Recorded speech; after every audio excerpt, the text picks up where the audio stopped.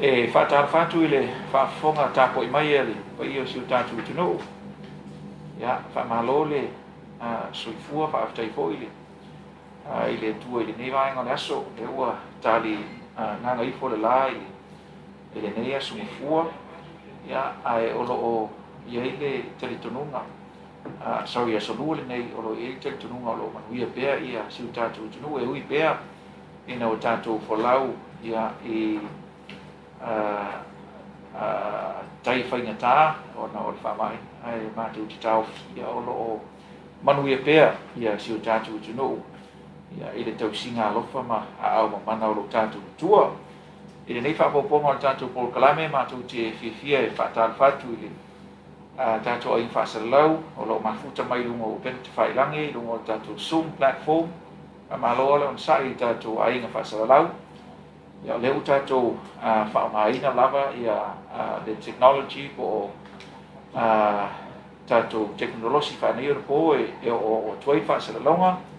I pa I o le tunu o whakamai ia e whapea fo I lautou pito la au ia e tātou tira lang whaatasi e wā whaamtalanga tui nantu mo siu tātou tunu ai o le fo I e whapea nā o na au I nātu tu sao live coverage o tātou galuega nei I tātou government platforms o tātou government Facebook page e whapea fo I tātou digital channel I le tau whaletoa o lo whapea nā ona whaafoina ia e whapea fo I mau tātou 2AP o lo o tuuina sa o tuai I le nei whaasalaunga mai le motu o le malo I matani ngala lua ai le nei fiafi I le whaafonga mai le tunu'u I le mai ai o le saunoanga mai le whionga le taitai o le malo I le fiafi na nafi e whaelo ai le whaauawina o le vaiaso le nei o le vaiaso luna lua le nei I lalo o le laasanga tolu po le level 3 of our alert levels for COVID-19 ia e le manatu ia o le ua au ili lava I saunoanga le taitai o le malo mai na tongia uma ua whaata o toile nei vaiaso le ngatala I le ngā rurue pea o tātou mua au e whaauau le ngā ruenga o lo o whiangai pea I le au ma le pō tai mua aile li fō mai nei Dr. Thompson o lo mātou ma tōru atu ia e whapea fōi I le tau mawhainga o tātou tuinga mai se fōi o tātou suenga o tātou tests ia ai o nei fōi le au le nei lesa tau no mai le sipaa mai New Zealand au ina mai o tātou tangata ia e whapea nā fōi le whaauau I pea o na tau no mai o tātou wa o loa I le wafu I matautu o tātou wa whangota o mai ngā umalawa ia mōre si le fia le tunu olo o tau mawhai pea e whaauau ina ia ua ne I alu ngape ia le tātou supplies ia po o tātou o loa ia uina mai ia ua lawa le tau singa o suifu manuia siu tātou tunu ai e le tau finga o le taranoanga I ni fiafi le whaafonga mai le tātou tunua me se le I whaasalalau o le tuli au puoi tūlanga le whaata o tonga le tātou tuinga ma o se tasi nei o poutu o lo whaata oto I le vaiaso le nei peo na sauno I te o le malo na po ina ia tuli ia mata ngau ia le whaatinoina o tātou tuinga ai mai se ia o le ia na ia whaamoe tau no mai I le vaiaso le nei ia tātou tui se uta tele o tātou tui o le Pfizer vaccine mai New Zealand ia maua ia le tau finga o le whanga solo I loa whaatinoina o tātou tui lona tolu booster doses e whapea fo I le wha mai aina ia o I la tau po I le tupulanga televou mai le sfurutasi le sfurufito sangan mātutua le fo I whaangai nei le vaira au le Pfizer ai fo I ma le nau tainga ia oi lava ele I mahea o na tui e lua mai le sfuruwalu tau sanga na I lunga ia o le amanole nei e whaamae ai tui ia whapea fo I whana witi lima sfurutasi e lea na misi le nea lunga o le tātou tuinga mua le na alu ai mai o al vason te nei mosa vai o le whaamoe leo le tātou komiti ina ia wha ngā ioi ia ma whaatino le tātou tuinga lea e iei whaamoe amatalia I le vaiaso le nei le stofi ma le spalele ai e manatu ia la fo tue le whionga le li fo mai ia Tungaloa Dr. Thompson ia lo o whiangai ma le matanga ruenga o sui fua maloloina I ni teimi ia e whaapupula atu vai ngata ua ua whaataotoi tātou polkalame tele leo le tuinga mo le atunu'u atoa ua fuafua e amata i lenei vaiaso e whaapea fo'i ma drive through sites whaamoemoe tagalope mawhaina e saunoa i vaega ia a o whaafoga mai si o tātou atunu'u saunoa ia alo whaftai ang feeling le amnoe whaatalofa atu ai le paia malu sa moa mawhai ona tātou whaatasi nei aso malo soifua ia ma ia pe ona saunoa fo'i le taitaifono le tak ia o le astofi nei le fuafua e amatai tuiga nei Upolu a le asofaleile ia le whaamoemoe mo sava'i e amatai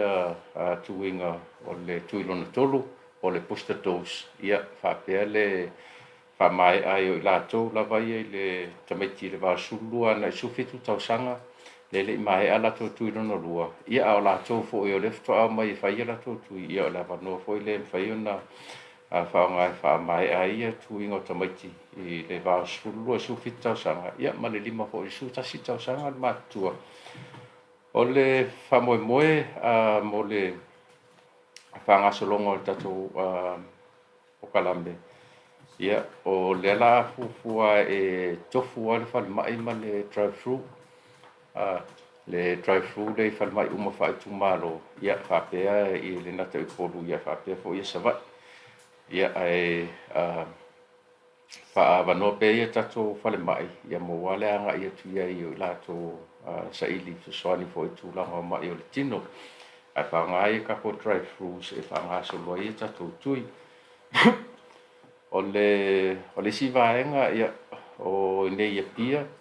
e le au fufua tua la vale tolu o tatou drive-thrus i nei ia pia. O lua i nungai mto tua i le taside i le mele le EPI building e whasana i ma Sepen Rene ia o le si lalo le whale aonga le tanga luenga e whasana i ma le whale whamatoto. Ia o vaenga fo i la i e lua e ia wanoa i whainwhai e ia mo walk-ins e se drive-thru e se le walk-ins mo lato fo i e o le tūlanga lea tūna i e ia ma i mtangia lua ia mtangia lua ono le laititi o le whale ia le fofo walava o le drive-thru e whai i tato whale le i mtangia lua i tua to le library ia a o le peo tūlanga nā matwha moe i le tūlanga o drive-thru ono le ua whata oto fo'i i tūlanga o le awhainga luenga i terms o le rotation rotation le awhainga luenga ono ua toa tele fo'i lato wa afia i le KOVITI-19 ia la ua advice e malolo whano fo'i se whale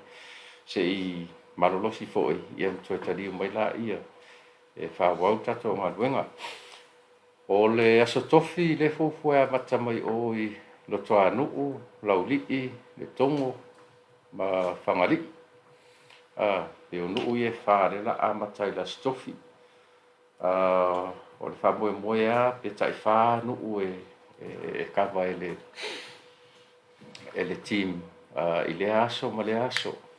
Al whamoe moe fo i o la whaonga ia whale a onga. Tono nu'u mafio'aga whapea ia ai tono i tumalo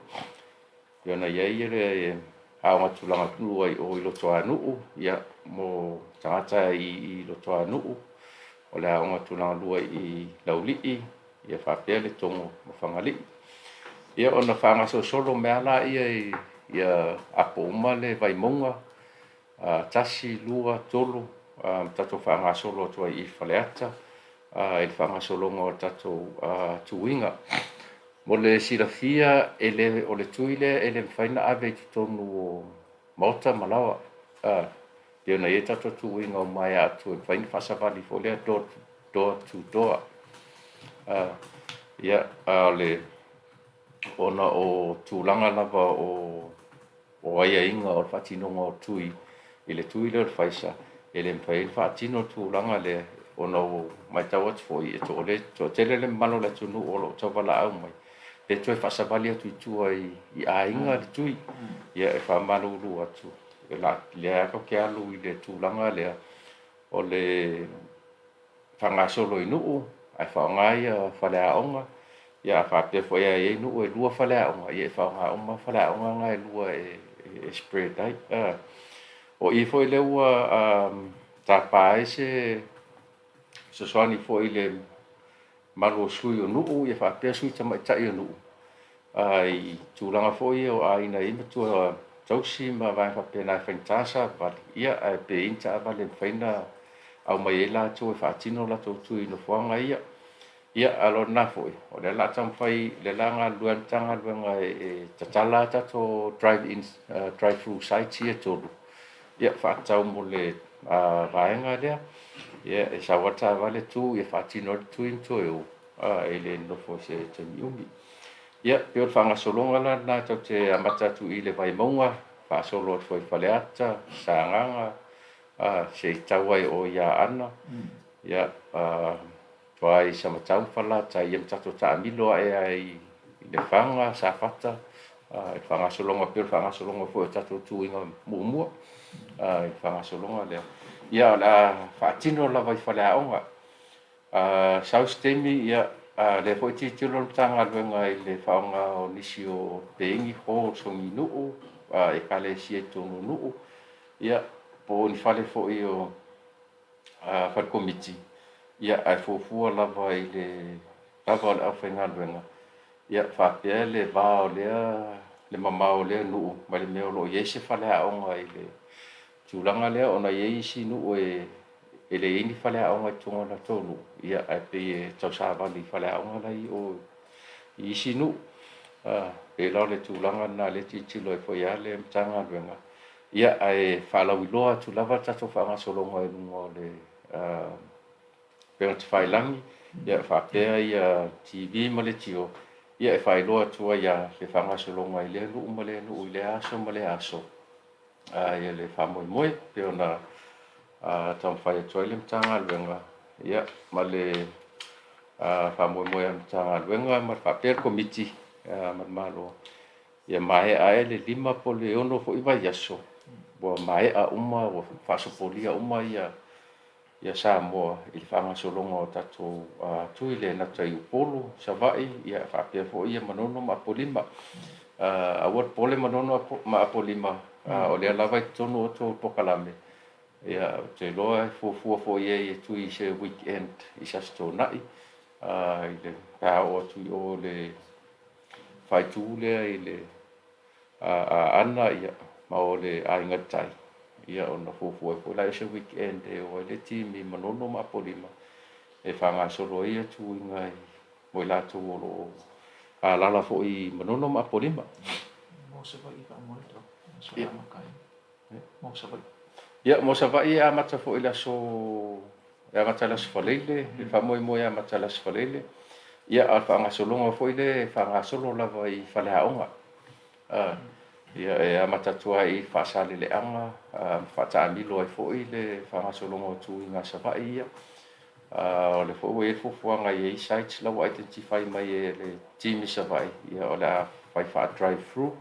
e le tūlanga lea. O le whamoe moe lava i ne tau whai ia whaasopolia uma ia sa moa atoa. Ia taitonu ia le lopo Savai fufua lako pokalame le na au mai ma lato sketcho.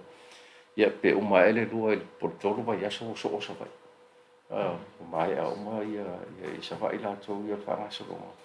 Ia tato titilo e foi la ia pe a mai nisi teams ma Savai koe tapol up ia ka fo teams solo ia ni Upolu. Ia ai fufua lava ni malo si o la whaingaluenga. Awa o le taimi le whangasolo le tato tuinga le mo le posta. Ia ai rolo talia le tuilona lua. Tuilona lua o tamaiti le vai le 5 i le sfutasi tausanga. O le tuilona lua o tamaiti le vai le 5 sfutasi tausanga. Ia o le fufua taunu mai pala au i le kaimio le ista. Po la so spuli mai po suono. Ia ai famoe moe a mata po la so lusfulu. La so lusfulu a pelila ia o whangasolo ia tuinga longa lua. O tamaiti mai le sfutas 5 tausanga na i le sfutasi tausanga matua. ia e toe tuna'i foi lau faigaluega ua toe fo'i mai fo'i tua tatou fa'agasologa lea i le tulaga i faleaʻoga ua le laatui ai faleaʻoga ia ae o ae ai le malo le atunu'u i aso ia taimi ia le fa'alauiloa atu lava i le taimi e amatai fa'agasolo ia tuiga lona lua i le tausaga lea o le 5 tausaga le matua ia fa'afetai atu tagaloa fa'afoga mai fo'i ia siu tatou tunu'u i le o le agaga atua o le polokalame ma tau fai atu fo'i lenei feafi ia ina ia silafia le tunu'u ia le polokalame o le a fa'atino nei lenei vaiaso ia mai e fuafuaga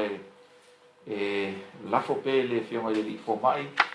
ia tapenaga uma tatou tui ia uae o le tasi o le vaila'au lenei o le faisa i le o se vaila'au faigofie pia fo ona failoa momo atu e li'i foma'i nei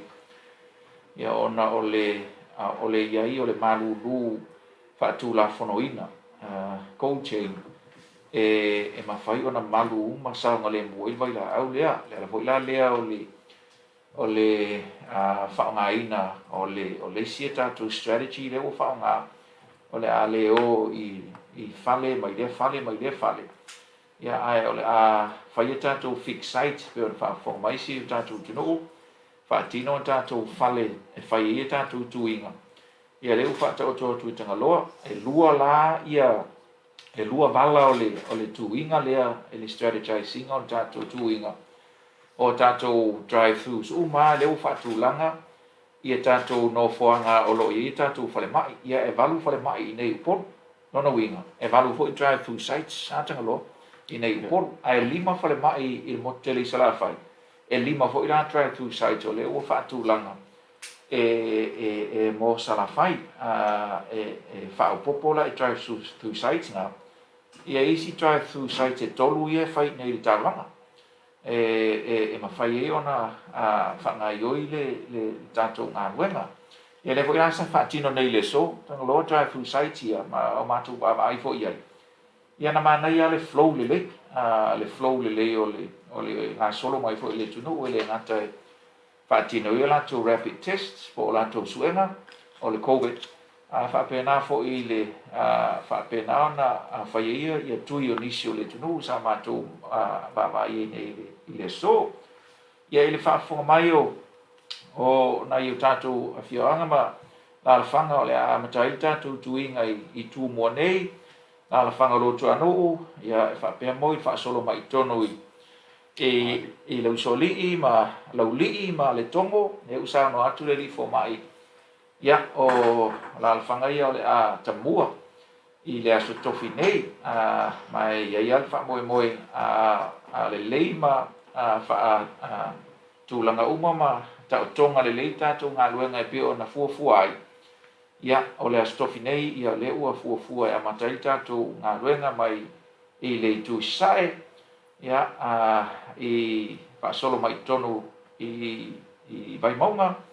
fa'asolo atu ai faleata ma fa'afoga mai ia